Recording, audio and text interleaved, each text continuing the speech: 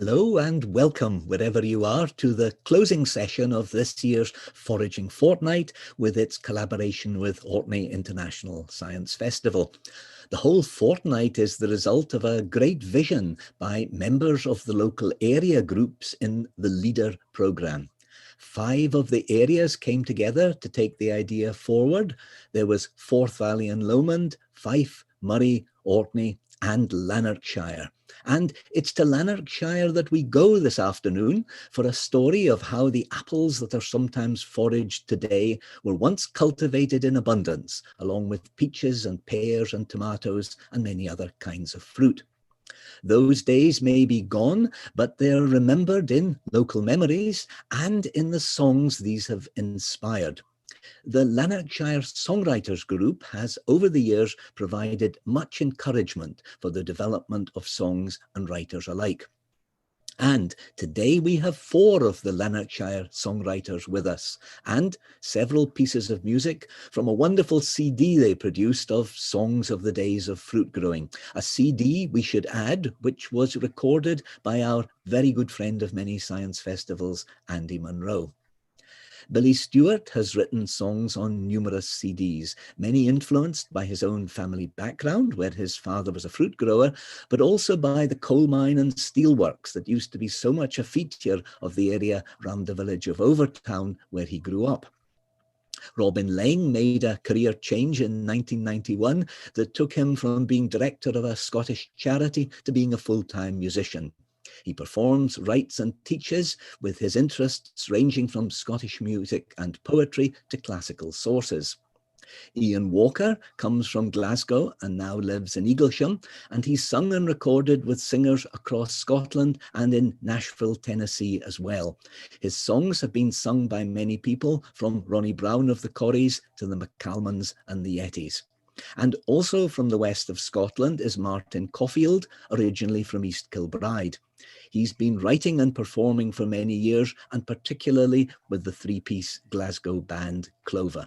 Well, my goodness, this is a wonderful array of songwriters and musicians to help us understand the story of the great days of fruit growing in the Upper Clyde Valley. To Billy, Robin, Ian and Martin, welcome to you all. Thank you for having us. Thank you. And Billy, let's start with you, because for listeners and viewers thinking about the Upper Clyde Valley and the high hills of Lanarkshire, that's not automatically the kind of place we would think lush with orchards and fruit. So how did the orchards develop there and why?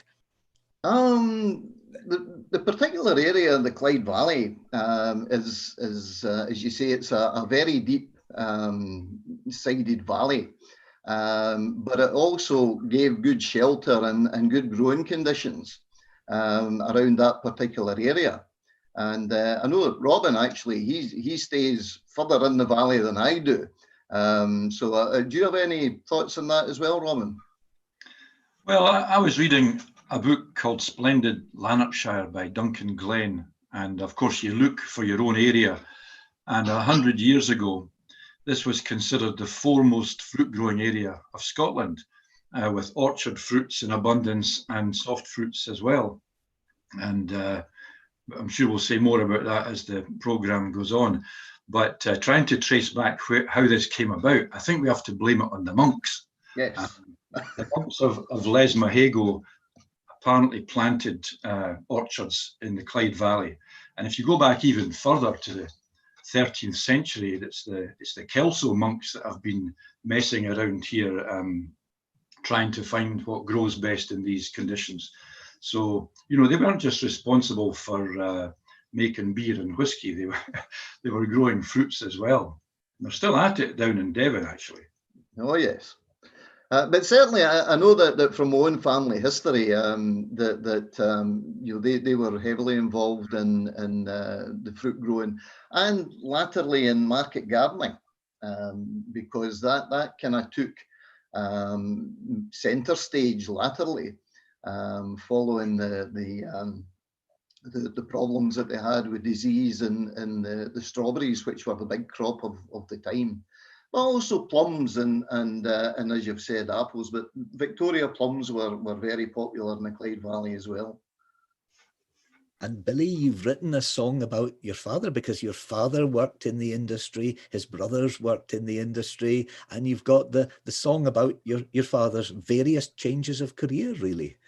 Yeah, well, my dad was, I say he was a reluctant fruit grower, but people ask me what reluctant fruit was. So he didn't really want to do that. He wanted to be an engineer. That was his passion. But circumstances were such that he ended up for many years being a nurseryman and a fruit grower. But the song's called "Did You Really, Dad?" And I think it really just explains everything if we want to hear it.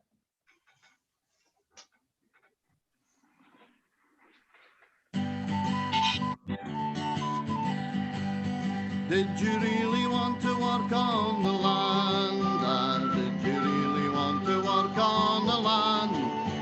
Did you really want to toil as a son of the soil? Did you really want to work upon the land? Though your father and your brothers were all growers, Dad, working and toiling in the fields, did you really think that was a life for you, Dad? Or was there something better that you feel? Did you really want to work on the land, Dad? Did you really want to work on the land? Did you really want to toil as a son of the soil? Did you really want to work upon the land? When you were busy working at the school, Dad, did you think that there was something better here? As you studied long and hard at your books, Dad, to qualify as an engineer, did you really want to work on the land, Dad? Did you really want to work on the land? Did you really want to toil as a son of the soil? Did you really want to work upon the land? Then when you heard the roar of guns and bombs, Dad, when you got a letter to the king, I wonder if it ever crossed your mind, Dad, what the choices that you made were going to bring. Did you really want to work on the land, Dad? Did you really want to work on the land? Did you really want to toil as a son of the soil? Did you really want to work upon the land?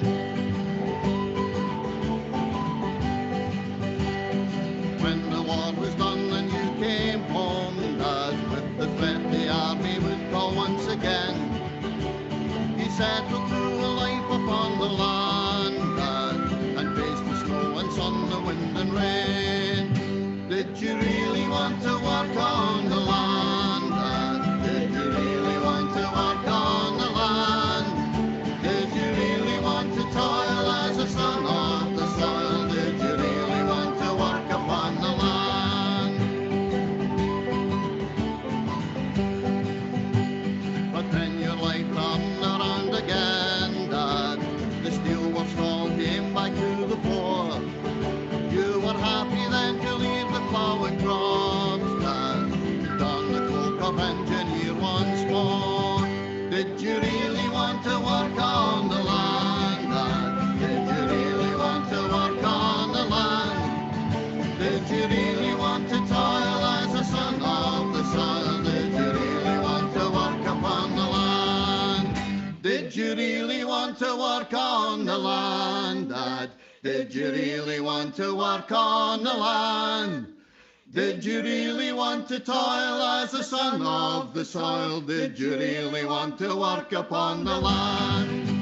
Did you really want to work on the land, Dad? Did you really want to work on the land? Did you really want to toil as a son of the soil? Did you really want to work upon the land?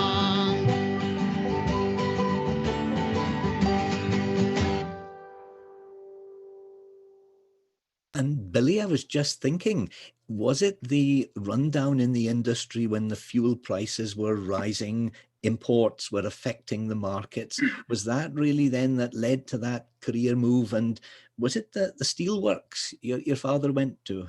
Yes, exactly that. It was the rising costs and as you say, the imports, Howie. But my dad had served his time in DL Steelworks prior to the war, and he was one of only two men called up from the steelworks, which shouldn't have happened. But yeah, that was his passion. He was an engineer. He was a tool maker and turner, and that's what he loved doing, and he went back to it. And while we've been listening to the music, questions come in from Richard Oakley in Murray, who says, what's happened today to the orchards? Are they still there? In fact, Robin, I think you live very close or just about in the middle of one. Well, I live in an area that's called Orchard because it was the centre, I suppose, of orchard farming in the Clyde Valley, though by no means the only part of the Clyde Valley. And I have neighbours, both here in Orchard and further along at Hazel Bank, who own orchards, and some of them are trying to revive the orchards a little bit and going back to some of the old varieties of apple, for example, that used to be grown here. One of our fellow songwriters, in fact, owns an orchard. Tom Cleland has an orchard in Hazel Bank, Braes. So we know what we're talking about. At least some of us do.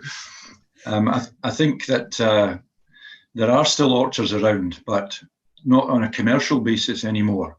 That's the important thing. And a lot of the orchards have gone kind of semi-wild, if you like. If you look at the size of the trees, you realise that they could no longer be harvested easily.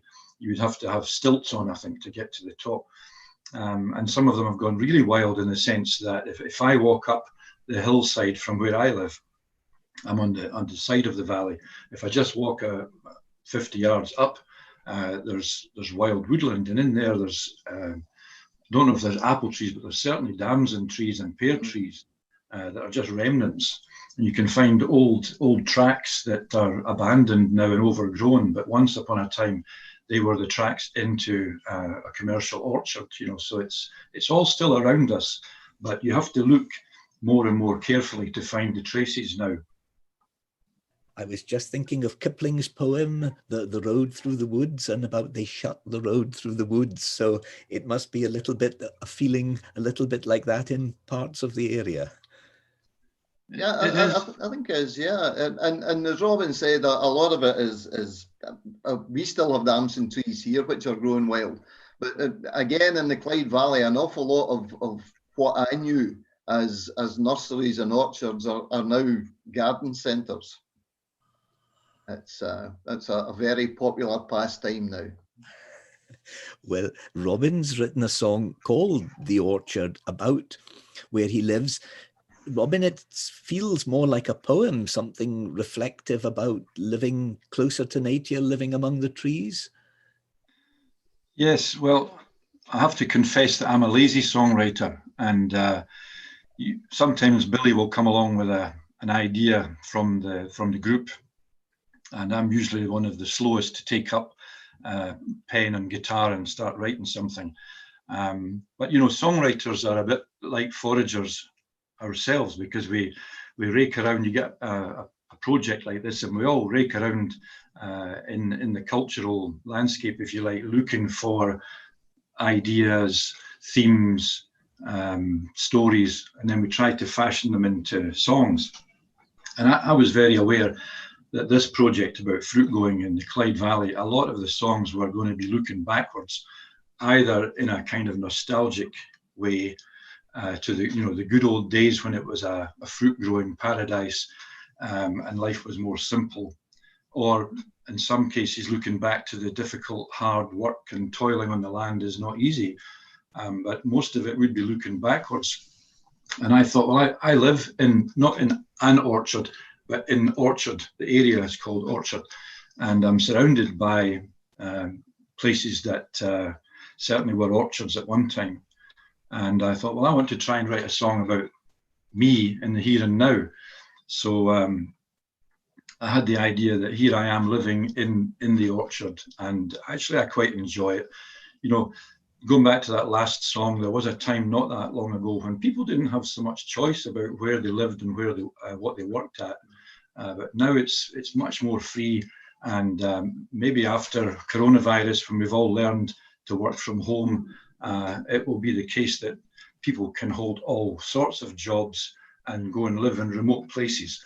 And that's a bit like what's happened with me. Although I'm from the city, originally I came from Edinburgh, but I'm a writer now of various kinds. A songwriter is obviously one aspect of that. And I can live more or less where I want to. So I live in this attractive part of the Clyde Valley. And to me, it's a refuge, you know, when I'm traveling Europe, singing to audiences who may or may not understand me, or when I'm going to whiskey festivals. That's a terrible, hard job, but somebody has to do it. Then I can always come back here, you know, to the place where I feel at rest and peaceful and surrounded by nature. And that's an important feeling for me. So that was the inspiration for this song.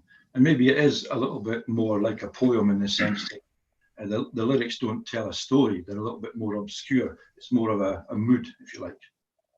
Let's hear it. Let's hear it now. Good idea.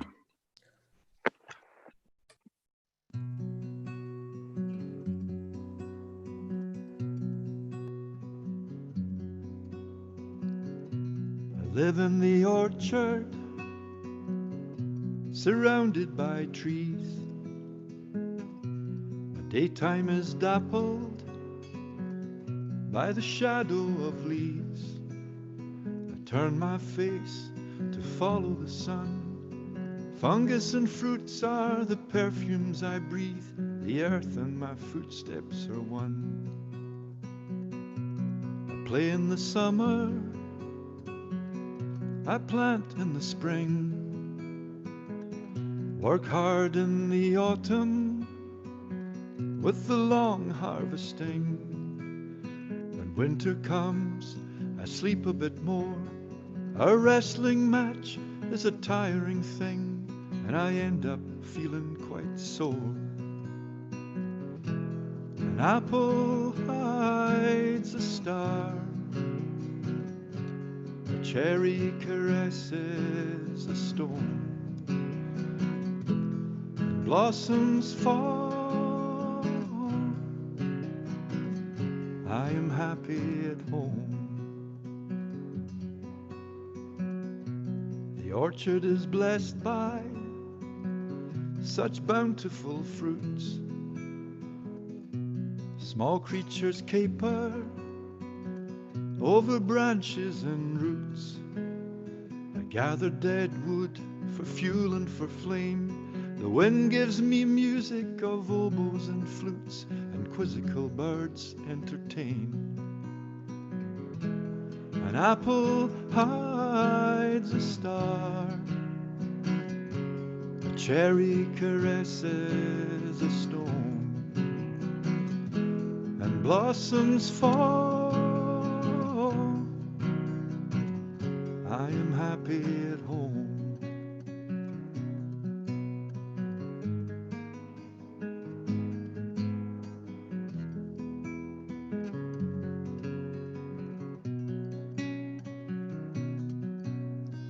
The world outside is cruel and corrupt. People can be rude and abrupt, and sometimes they'll cut you right to the bone. So many people with crazy ideas. I wonder how intelligent life would see us. I feel uneasy wherever I roam, but I can take it if I can make it home. I can take it if I can make it home. I brew apple cider, I make dams and wine to keep me cheerful in the long winter time. I capture the sun and I keep it in jars. I follow the bees when the weather is fine, and in darkness I follow the stars. An apple hides a star, a cherry caresses a stone, blossoms fall. I am happy at home. I'm happy at home. So happy at home.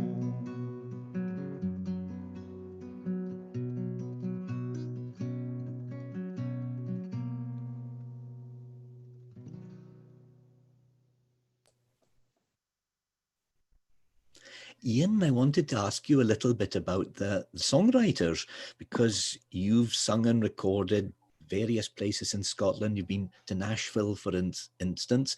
What do you find is the benefit of being part of a group of other songwriters? Is it a stimulus to writing, exchange of ideas? I just wondered what you get out of it. Yes, well, I mean, yes, it can be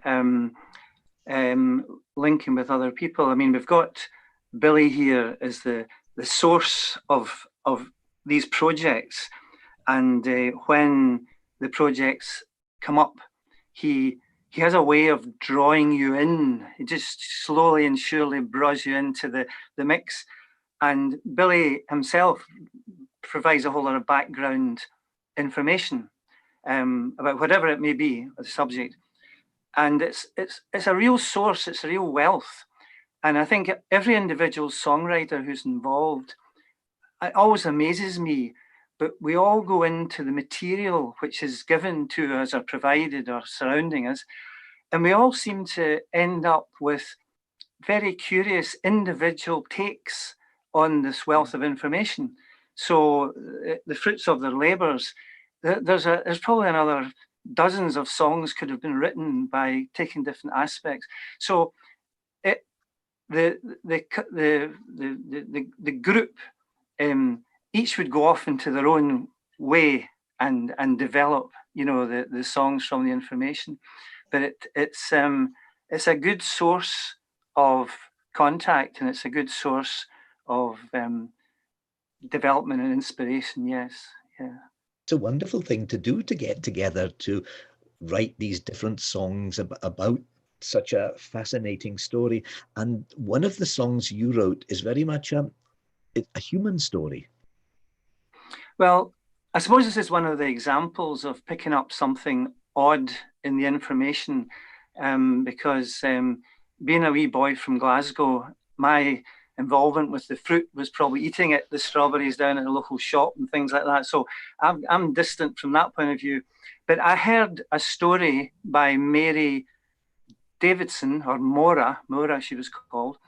And when she was a little girl in the Second World War, she lived down in the Lanarkshire Valley among the fruit growing areas. And she has a memory of visiting on her bike the local bothy where prisoners of war were living. And she saw in one of the bothies on the wall, one of the prisoners of war, a German man, had painted Canaletto's Bridge of Sighs on the wall. He had replicated it. And she remembers this vividly today. And I thought, what a wonderful idea. Prisoners of war from various countries had come to the Lanarkshire Valley to work. And so it wasn't just the Canaletto picture. She also said that the German soldiers were very nice, very friendly, and actually became part of the family, the wider family in the valley. And she didn't say that, but there was others she said weren't so nice, but these people were really nice. And I thought, this is after the Second World War, horrendous war.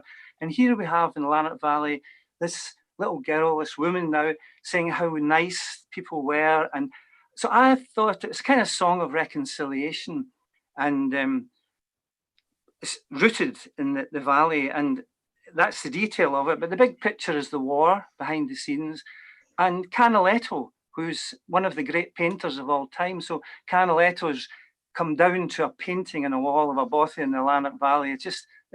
That was the idea. So this is the song. It's called The Bridge of Sighs because it was the Bridge of Sighs he painted.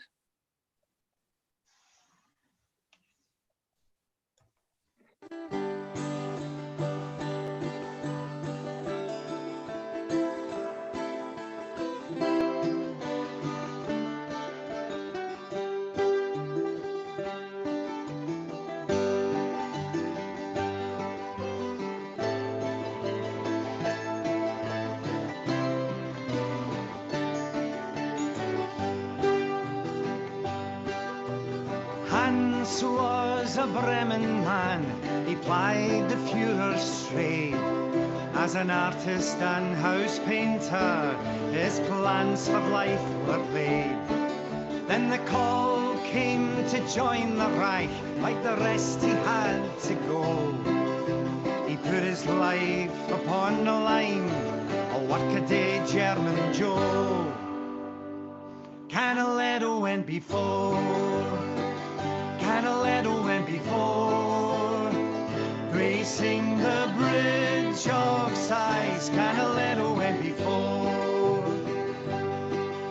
A conscripted soldier, Hans fought in Italy. He helped the sawdust Caesar impose fascism on the free. In Venice he marveled at the splendor of the Bridge of Sighs, and he heard the crossing prisoner's final cries.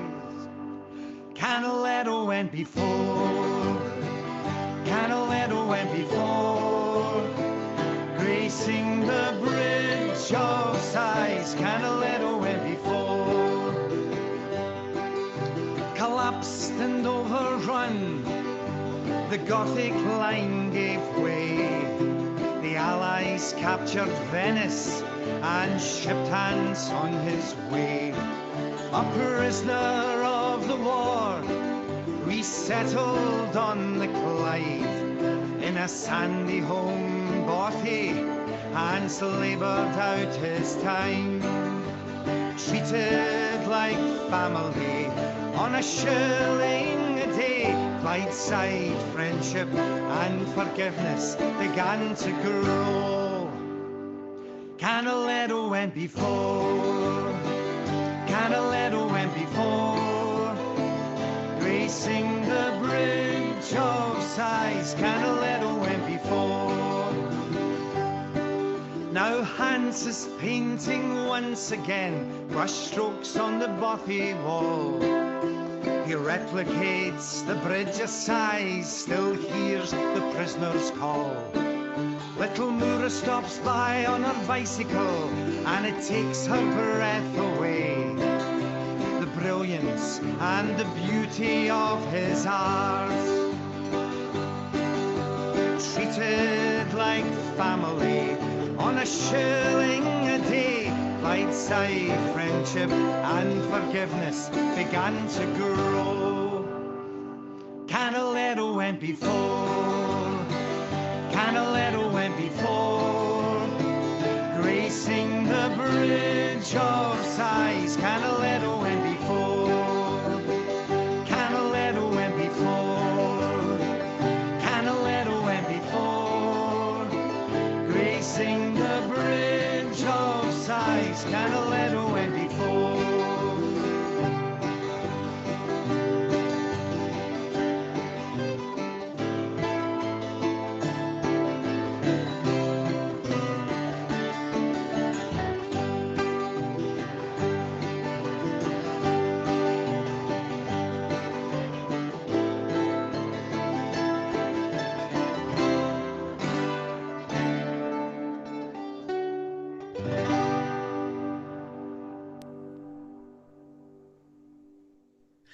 These songs are so varied, and I'd like to go over to Martin now and ask more about the process by which songs come about.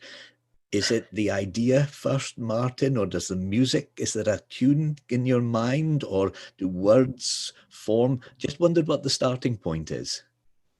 Yeah, I don't think it's the same for any two songs, really. I think I can only speak for myself, but very often I would get an idea, maybe a melody, and I kind of work it out in the shower over several mornings, and then I sit down with the guitar and see if I can come up with anything.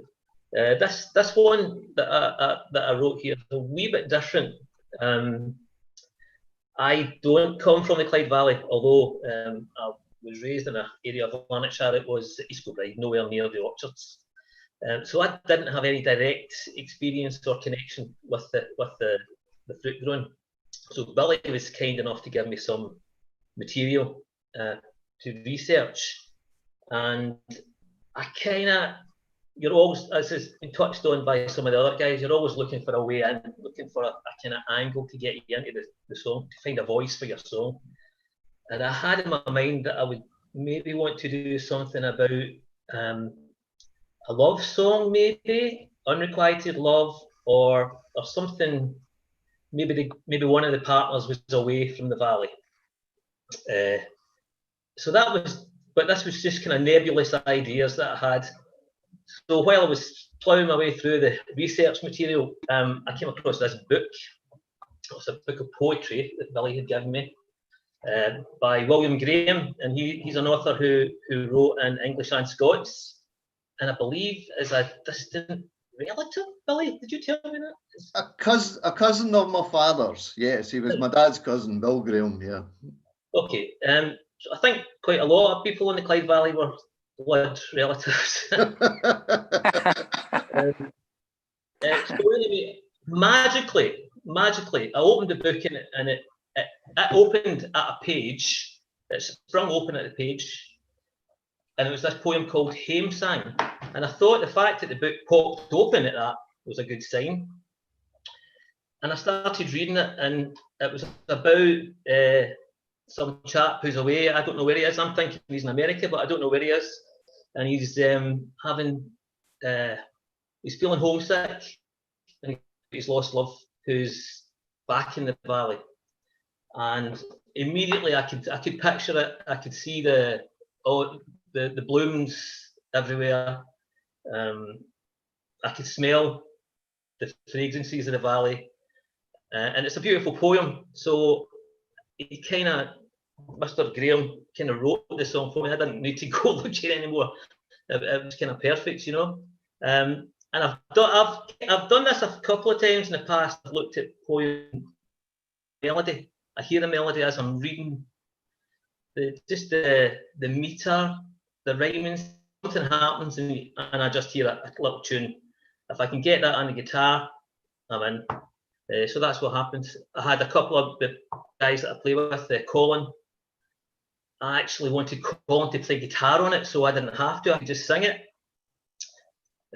However, when Colin heard that, he wanted to play mandolin, so he's the guy playing the mandolin on this, and his partner Aoife, she plays fiddle on it, and I think it's the fiddle that gives it the homesick feeling, this melancholy strings that wash over.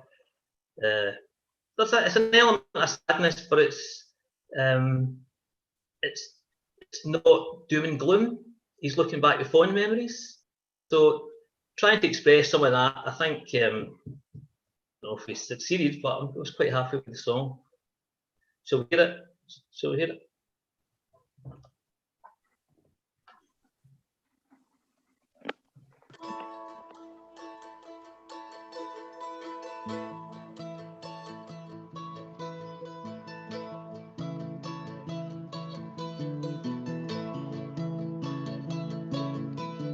They tell me life is blossom time back home in yon green valley, and spring is at its seely prime.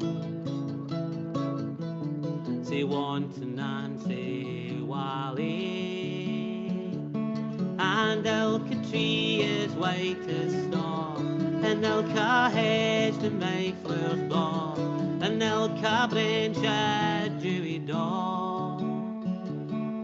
The maid that sang say lulie,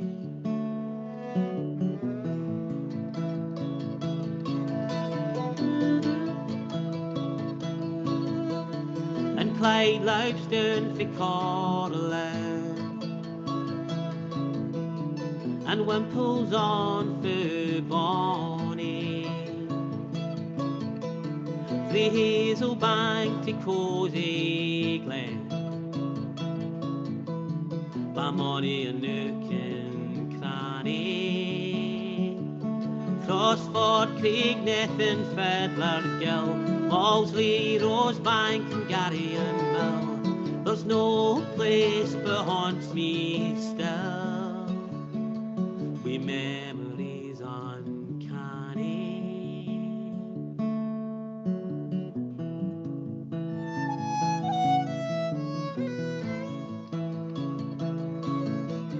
Wi' memories that glake and gleam, by Ilka Hike and Hollow, and och my heart is hard in him, as windlicht as the swallow.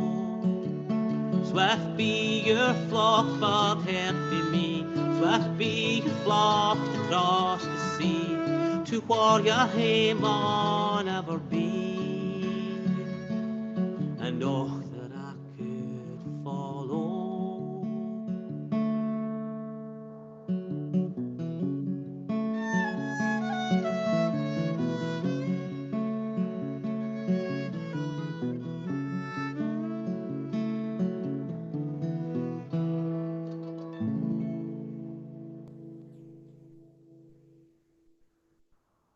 And a number of people have been in touch with us while the music was playing to ask more about the name of that book. And Martin, just to check, October Sunset by William Graham. And is there publishing details? Unfortunately, this is Alloway Publishing, and they've gone bust a few years ago. So I got this on the second bookshop, so I'm not sure if it's still in print. I don't know, Billy, any information? Well, my copy's even older than Martin's is. It was my dad's, so I honestly don't know. I would think that there'll still be copies of it around. I mean, he was in his time a very popular poet and writer.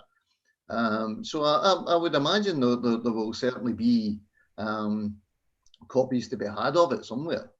I got a message to say that Abe Books Online is the place where all the various second-hand booksellers link up. So October Sunset, William Graham, I suspect will be typed into quite a number of computer keyboards over the next few minutes. And also coming in, just while we've been speaking, two questions. One, Eric Walker would like to know a little bit more about rare varieties and what's being done about them. And Robert Griffiths also asks about that. Is there recording going on of rare varieties and even attempts to replant? I don't know. Do you know, Robin, about anything with that? Well, there is a Clyde Valley orchard group that I think is researching this, and some of the members are trying to grow the old varieties.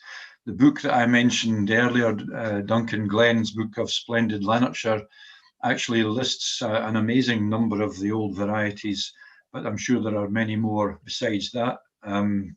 We have in the valley now, we have an apple festival. So we're trying to, restore the whole idea of apple growing and fruit growing in the valley. And certainly people who attend that are very interested in growing the varieties and bringing them along and offering them for sale and experimenting with making cider out of them and so on. But this is also true in the orchard areas of England too. They've got the community orchard in Coffield Bank, which, as Robin said, is the orchard group who are trying to ensure that a lot of these varieties are kept and brought back where they can. I think there's going to be quite a number of people looking up Lanarkshire for visits and travel. There seem to be so many interesting things, and also for people who like food, because going back to Robin, the growing of the fruit is one part of it, but there was processing as well. Yes, this is the jam song, which was a bit of fun, actually. I was doing a project working with some older people in Orchard House, which is just round the corner from me. It's a very short walk. Orchard House is now a care home for the elderly, and I was doing some kind of reminiscing and songwriting with them, and it was amazing, the subjects that come out of a group when you sit with them like that. And at one point, I think it was actually me that brought the subject up, because Orchard House was at one time the residence of the Scott family, and Scots of Carluke were great jam makers, and I think they must have made a rare old fortune from growing the fruit and making the jam. And so I mentioned to some of these people, do you realise that you're living in the Palace of Jam? And suddenly they got all animated about what kinds of jam they liked and what they didn't like, and the way they used to make it and forage for the fruit and bring it back to their mothers and all that sort of stuff. So out of this came a very simple song, which many songwriters will tell you, if you want a lazy way to make a song, just make a list. And this is, the chorus is certainly a list of all the different types of jam that you can have. And I think interesting that back in those days, the jam makers would have been, I guess, mostly supplying to people who lived in tenements in cities, and they still wanted that flavour of the countryside, but they couldn't easily go out and pick the stuff. So it was a vast industry then. I think much bigger than it is now. We look forward. We should hear the song and join in. We should join in as well. Oh, yeah.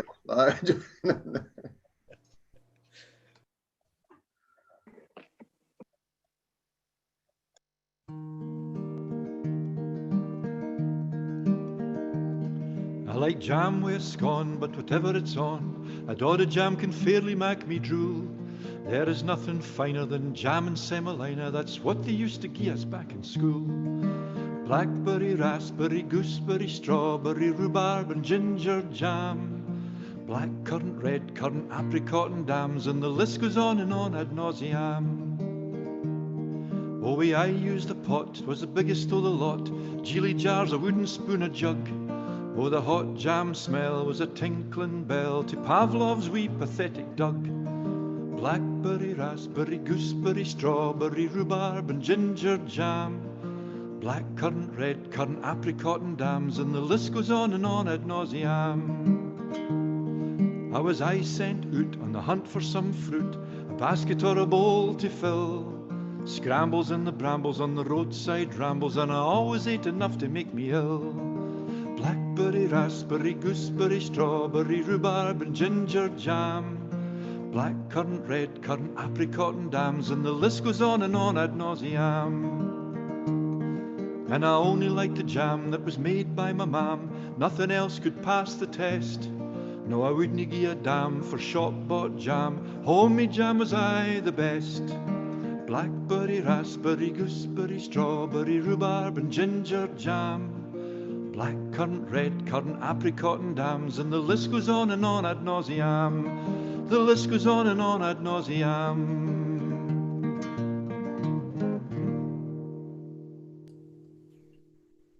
I was just starting to get that blackberry,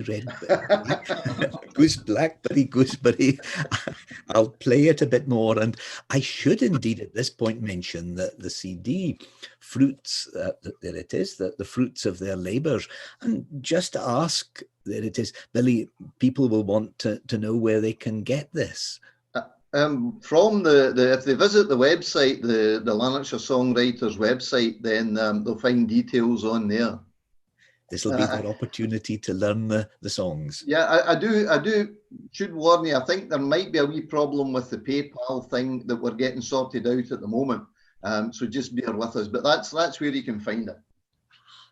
Well, I think there'll be a number of people heading to the Lanarkshire Songwriters website, and I wanted to bring Ian back to ask a bit more about the people, because I was just thinking about the industries in the Upper Clyde and Lanarkshire. Industries over the centuries have come and gone, but has there always been a kind of spirit of comradeship and pride in their work among the people who worked in them?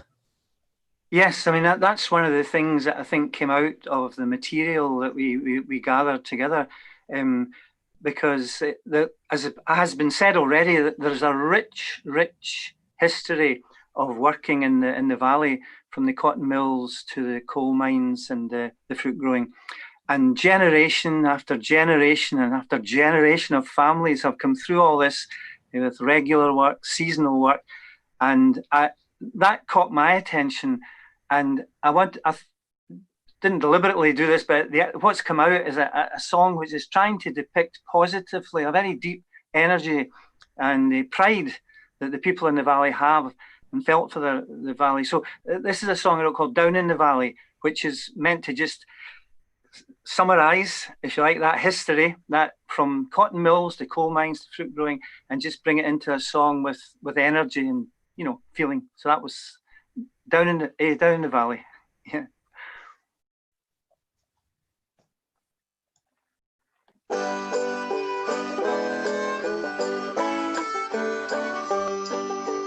Down in the valley, I'm going to carry my worth with pride. Down in the valley, where my happy bones reside, I'll watch that river's ebb and flow, see life seeds begin to grow. Down in the valley of the Clyde, drafted for the seasons to the cotton, fruit and coal. We'd always take our chances, but the toil could take its toll. Broadcasting, picking, with hungry mouths to fill, reaping our rewards for the palace and the mill. Down in the valley, I'm going to carry my worth with pride. Down in the valley, where my happy bones reside, I'll watch that river's ebb and flow, see life seeds begin to grow. Down in the valley of the Clyde. For man, beast, fowl, better can he be. From the orchards to the coal-filled creels, we'd prove our honesty. In this paradise of harvests, our lives would wend away. But climbing Jacob's ladder, we'd glimpse a brand new day. Grafting with the crazies, fingers to the bone. Relentless seasons come and go, but it's my valley, it's my home. Down in the valley, I'm going to carry my work with pride. Down in the valley, where my happy bones reside, I'll watch that river's ebb and flow, see life seeds begin to grow. Down in the valley of the Clyde, grafting with the crazies, fingers to the bone. Relentless seasons come and go, but it's my valley, it's my home. Down in the valley, I'm going to carry my worth with pride. Down in the valley, where my happy bones reside, I'll watch that river's ebb and flow, see life seeds begin to grow. Down in the valley of the Clyde. Down in the valley of the Clyde.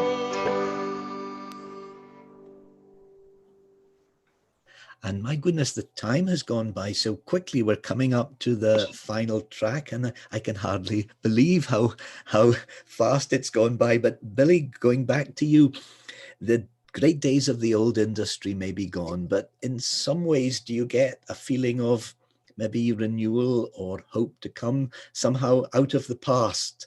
New shoots might even grow for the future? Honestly, I don't know, Howie. It's that there still are places round about that still have quite large areas of glass houses, but it's plants that they're growing. Whether or not there's any scope for this type of thing to come back, I doubt very much, because the work, and Robin's already kind of touched on this, the work was very hard in the valley because of the steep slopes of it. If you weren't one of the places that was basically on the valley floor, you were working on a steep incline all the time, and it was all manual labour. You couldn't have any mechanical labour to do that type of thing. So whether or not that could ever come back again, or whether people would want to get involved at that, I honestly don't know. It would be nice from a romantic viewpoint, I suppose. It would be great if it did come back and there was something like that. But realistically, I don't know. I don't think it would. And the scale of the work, indeed, an orchard on a hillside, what an amount of work, carrying things, and that, as you said, disadvantage of not being able to use mechanization. Yeah, I mean, it was. The place where I stay now was my dad's nursery and orchard, and we have the main area was a very, very steep incline, a very steep hill, which my dad used to plough. And he thought so much of his children that to keep the bonnet of the tractor down when he was ploughing up the field, we all sat in the bonnet to hold it down. So, you know, I don't think health and safety would allow that nowadays, but it was very difficult. It was a hard task. And for the final piece of music, you've got an image, a kind of haunting image of some of the remnants of those old buildings that still can be seen. Yeah, well, Martin Caufield's really to blame for this song. We were sitting one night at the Songwriters, and Martin had come along the Clyde Valley, and he said, "What are these wee houses with the big chimneys?" And these were the remnants. They were the boiler houses and the chimneys that used to heat the greenhouses, the tomato houses as I called them, and that really just kind of put it in my mind as to what you could do a song about. And many of the chimneys are wrapped around with ivy now. And I just felt that they were really the sentinels that are watching over what was there and what's gone before and what's left now, because some of them are still left standing, and hopefully they'll remain standing for a long while to come. So hence the reason of the song. And just before we hear it, that closing track, there's time to thank the many people who've helped us as we've joined foragers around Scotland in the past fortnight, from the walks along the St Magnus Way in Orkney to, this afternoon, the old orchards of the Upper Clyde Valley. There's particular thanks to the local area leader groups who saw some time ago the need to bring us all closer to the natural world for food and health and well-being, and who have seen their vision so amply confirmed through these months of lockdown.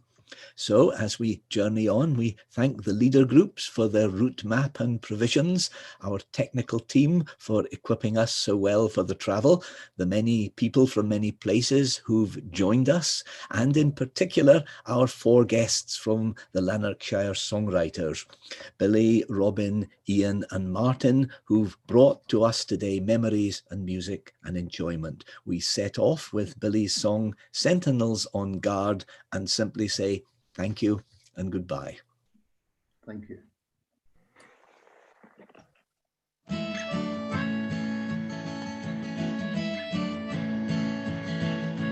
Like a sentinel on guard, standing tall and true and straight, keeping watch o'er a long forgotten field.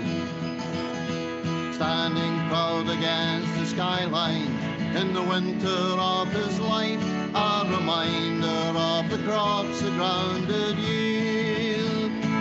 All along the roads of life Clydeside like guardsmen on parade. Stoutly they will face the wind and rain. A ghostly reminder of an industry that's lost, and a time that will never come again.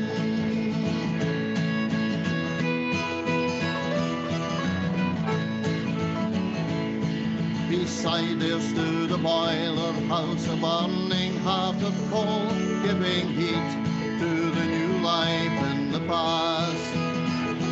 And together fire and chimney worked in tandem to ensure none would suffer from the winter's icy blast. All along the roads of Clydeside, like guardsmen on parade, stoutly they will face the wind and rain. A ghostly reminder of an industry that's lost, and a time that will never come again.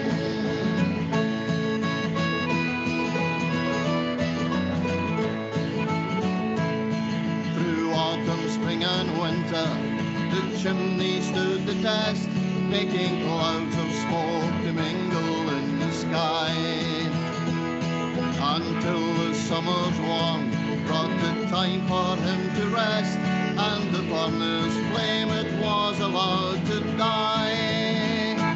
All along the roads of Clydeside, like guardsmen on parade, stoutly they will face the wind and rain.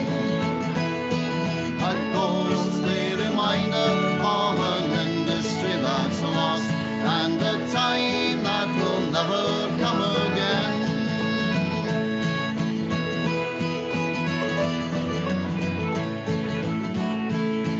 The chimney's standing idle now, the boiler's been removed. Where houses stood, there's only barren ground, but the chimney still stands stately, just as if he was still new, watching over everything around. All along the roads of Clydeside, like guardsmen on parade, stoutly he will face the wind and rain. A ghostly reminder of an industry that's lost, and a time that will never come again.